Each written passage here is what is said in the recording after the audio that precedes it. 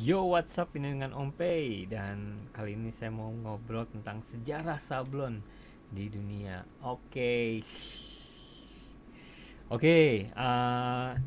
kan browsing, bukan browsing, aku baca-baca buku ya. Buku ini Zipdruck, artinya cetak saring atau sablon dalam bahasa Jerman. Dan ada satu artikel yang sangat menarik, yaitu sejarah sablon. Saya pernah nulis tentang sejarah sablon di bukunya Esa.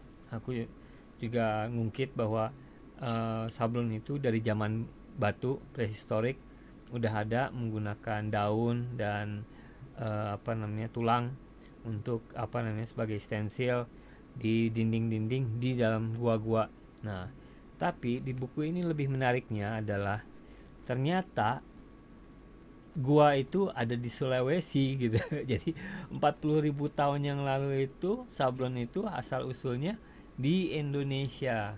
Ya, antara lain ya, ada di beberapa gua-gua lain di dunia, tetapi ada satu lukisan dinding di gua-gua di Sulawesi itu menggunakan tangan sebagai stensilnya, sebagai sablonnya, dan memanfaatkan serbuk-serbuk dari tanah, besi, dan apa sih, nanti saya bacain deh ya intinya. Jadi menarik juga bahwa sejarah sablon itu ternyata tidak jauh dari sejarah dekorasi garmen di Indonesia yang udah jelas kaya pisan, seperti batik, tie-dye, juputan, nah, dan kini sablon.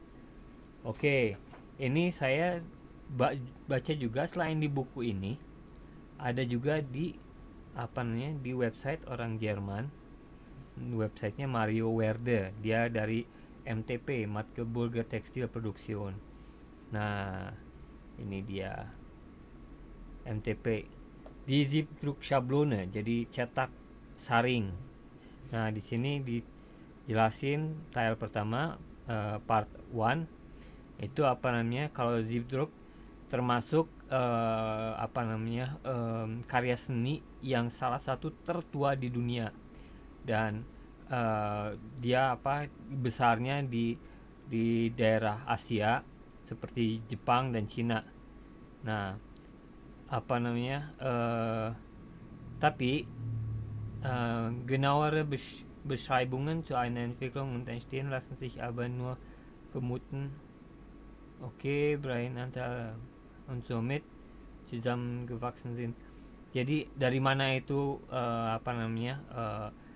asal usulnya memang masih praduga ya.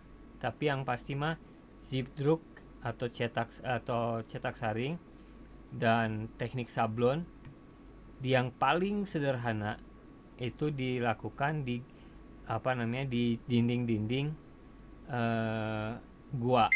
Nah, damals haben die Menschen ihre Hände die als Schablonen dienten. Jadi tangannya yang dipakai sebagai yang ngebloknya. Nah, terus Hände Schablonen dienten an den Höhlenwand gelegt. Die Farbe, die aus rotem, schwarzen oder gelben Puderstaub aus zerkleinerten Holzkohle, Mangan und Eisenoxid. Jadi tintanya itu dari serbuk warna merah, hitam, atau kuning. Nah, dia dari arang kayu, dari mangan atau dari oksid besi ya, yang terus ditiup menggunakan alat tiup yang seperti tulang ya kalau nggak salah. Nah, jadi tangannya nutupin ke sini, habis itu hiasannya si debu-debunya itu ditiup sehingga dia seperti sebuah cetak saring atau sablon ya, seperti sebuah sablon. Die ersten Anfänge des Zipdruck vermutet man im Jahre 618. Nah, pertama kali yang pakai cetak saring ya, jadi pakai saringan itu diduga tahun 618 sebelum Kristus di Cina. Nah, damals hatte man mit groben Geflechten aus Menschen oder Tierhaaren und später Seidenfäden und Hausflammen bespannt. Oh, okay. Eh, Zaman dulu biasanya menggunakan rambut-rambut dari orang atau binatang, eh, atau dan berikutnya dari Zaiden itu adalah sutra ya, dari sutra yang dipantengin di kayu, monil kayu ya. Update Schablonen untuk nutupnya sebagai sebagai sablonnya, sebagai set stensilnya itu menggunakan kertas atau karton atau kadang-kadang blech itu eh, blech itu kalau nggak salah seng ya, seng besi ya. Habis itu dengan dengan kuas atau dengan ditotol-totol,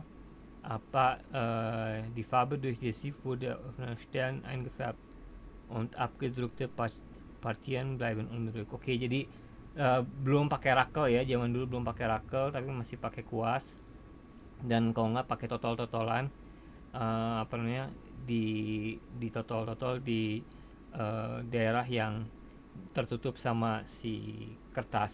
Nah, yang tertutup kertas dia tidak bolong, yang yang nggak ada kertasnya otomatis dia menjadi ada tekstur, ada motif gitu. Dan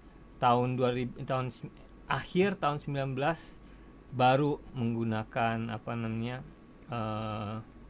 Jahrhundert man hatte die Materialien wie Glasflächen, Metall oder Holzflächen mit Etiketten aus Papier beschriftet. Okay. War nicht sehr langlebig, da musste eine Lösung her. Sie haben direkt dauerhaft bedruckt sind. Oke, ini asalnya sablonnya di atas kertas, habis itu baru ditempel ke gelas dan lain-lain, tapi tidak ada daya tahan yang kuat, akhirnya harus mencari cara-cara lain. Oke, ini masih panjang ya. Yang pasti mah sablon itu dia jaya-jayanya memang di pertengahan abad ke-19. Jadi 1960-an dan lain-lain itu pertama kali digunakan sablon untuk kaos-kaos. Nah, ini menarik sekali bahwa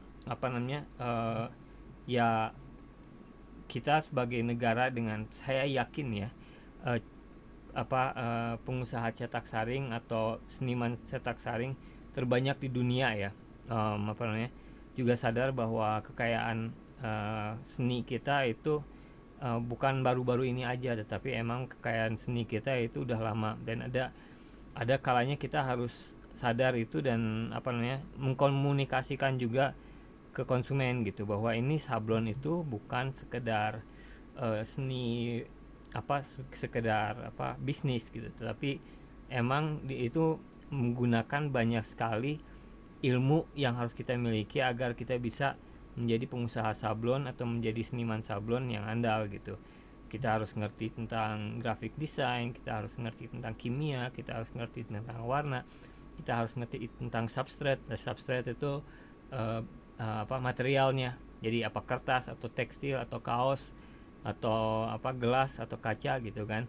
Ya, kita harus mengerti itu. Jadi seni itu pantas untuk kita banggakan gitu kan ya, sebagai seniman sablon. Nah, dan insya Allah kalau kita sadar akan itu, insya Allah kita akan disiplin pada pada penghargaannya lah.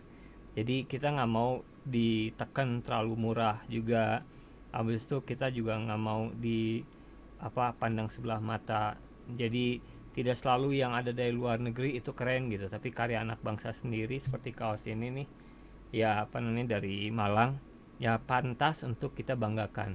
Nah, mungkin sekian dulu dari Om Pei. Moga-moga ini menarik. Yang pasti mah jaya terus sablon, dan salam gesut.